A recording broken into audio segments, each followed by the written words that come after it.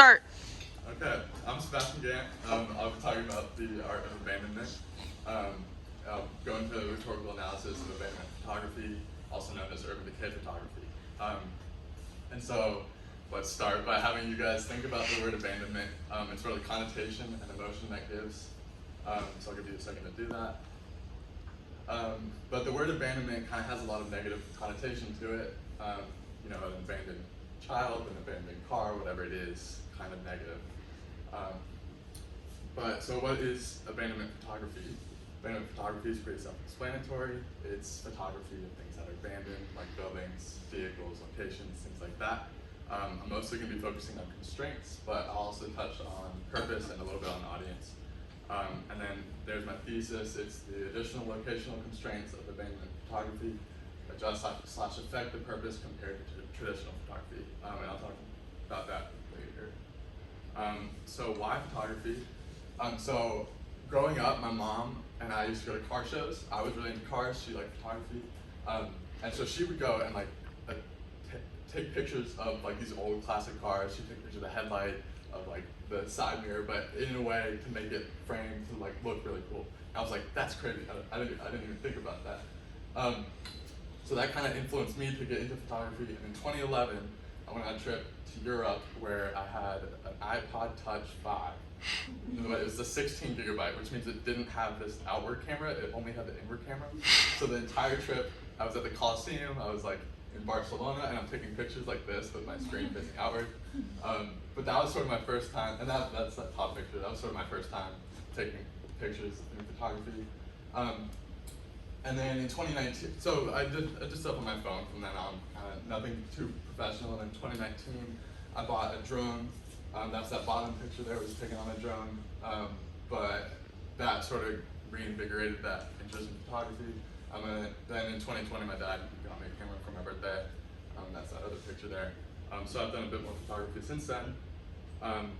But going back to abandonment photography, the first constraint I want to talk about is location. This is probably the biggest constraint because abandoned locations are hard to find / hard to get to.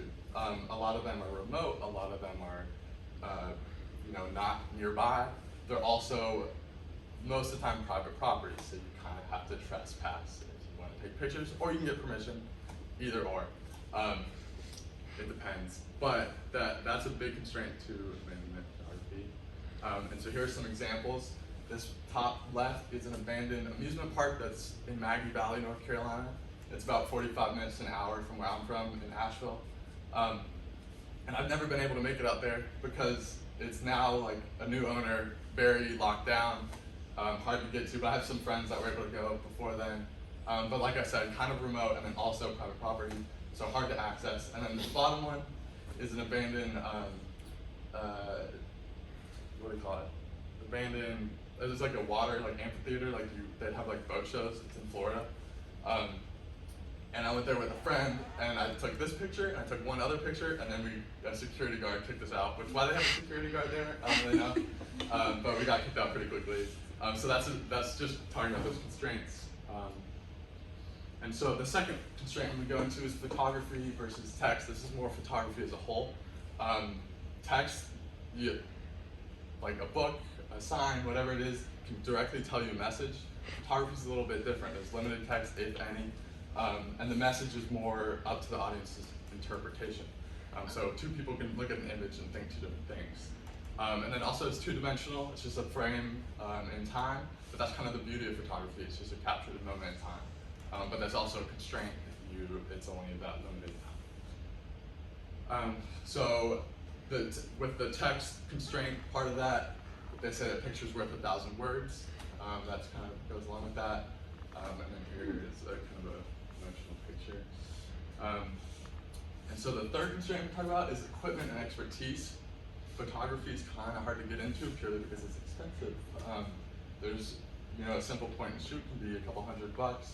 An actual really good camera will be a couple thousand.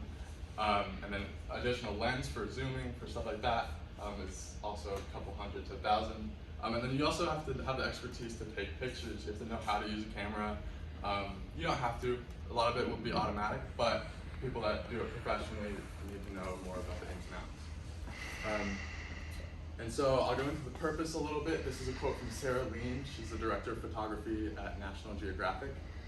This quote is from a Time magazine article talking about the purpose of photography.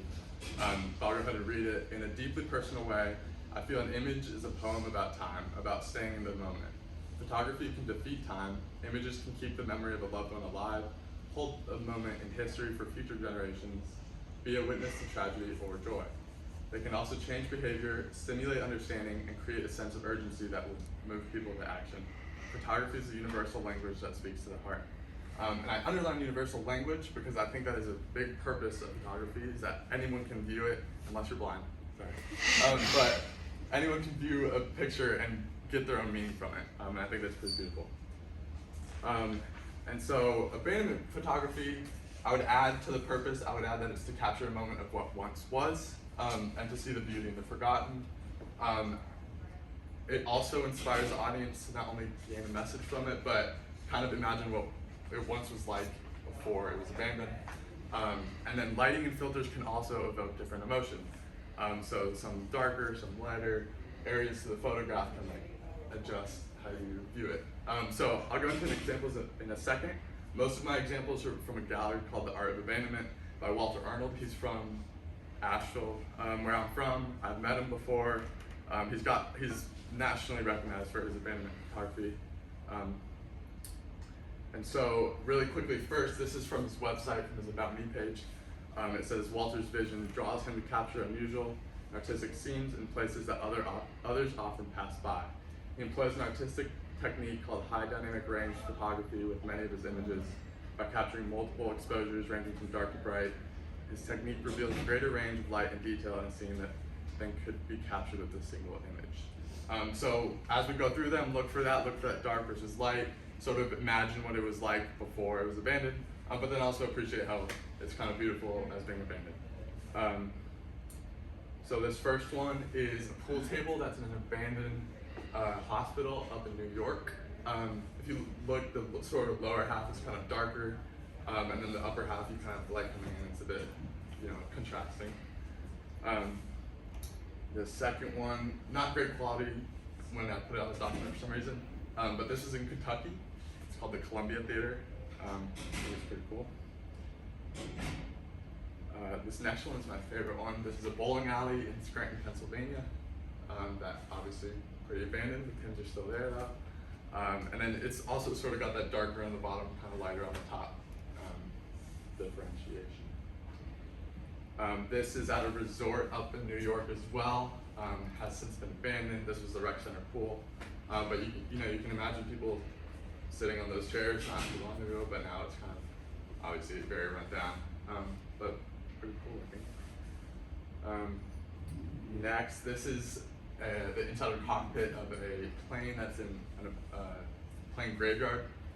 So there's a bunch of military planes. I think it's also in New York, I'm not sure. But he's got some other pictures from there of the actual planes from the outside, but this one from the inside is pretty cool. This is at an abandoned Navy base. I really like how the arcade machine looks like it's still lit up, that it could still be used in a way, but it's obviously out of commission, as is the rest of the building. So what? I hope you have a bit of a greater appreciation for the art of abandonment. Hopefully abandonment isn't as negative now. And then going back to my thesis, I think the adjusted purpose is more, with abandonment photography, it's more about the location and the photo. Location being, you have to find a location, you have to get there, maybe trespass a little bit, and then get the photo. And that the purpose of that is a bit different than a traditional photograph would be. And there's no example. Well, it was amazing.